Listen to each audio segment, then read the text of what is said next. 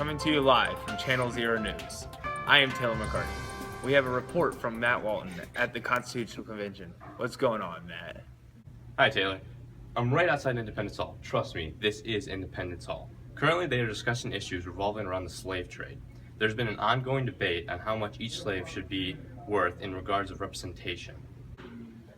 Hey, Matt, can you give us a little more details on the 3/5 compromise?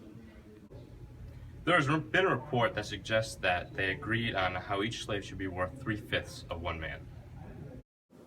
The 3/5 compromise can be found in Article 1, Section 2 of the Constitution under the 3/5 clause. This was significant because it kept large states from dwarfing the small states in the legislative process. Matt, how does this relate to the commerce slave trade? They believe the national government shouldn't tax exports leaving the country. This includes profits from the slave trade. That's all I've got here, Taylor.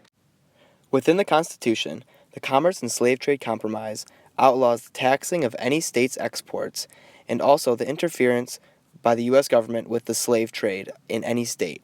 This remained until 1808, when the U.S. government was given the power to interfere with slave trade. After the break, we will discuss how the citizens of South Africa are mad about how Jacob Zuma is running the country and how they are trying to impeach him. Does the current voting system have you frustrated and confused? Are you having difficulties selecting a candidate? Does the current American democratic system not suit your needs?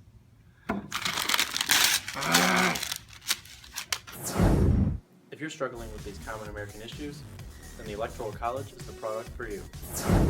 The Electoral College is essentially a point-based system in which each state contains a higher value of points based on their population and size.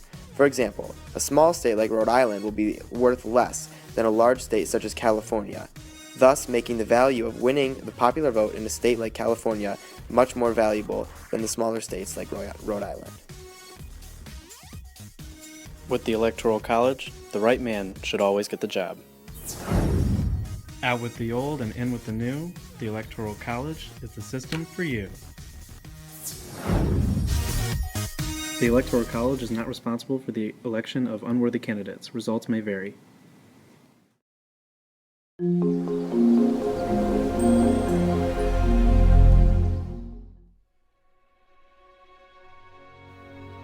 More population, more representation.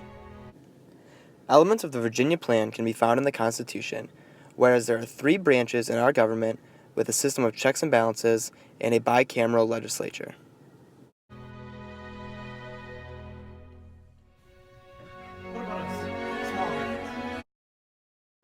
Elements of the New Jersey Plan can be seen in the Constitution, in which it calls for equal representation. This is prevalent today in the Senate. Go to hell, Randolph. Mr. Patterson, we're getting nowhere. Maybe we can come to a compromise.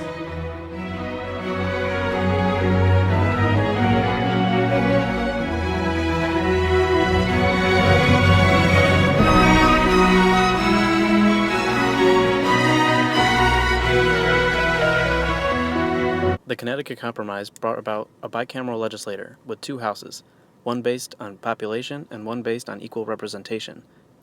The one based on equal representation will be called the Senate. Its details are outlined in Article 5 of the Constitution.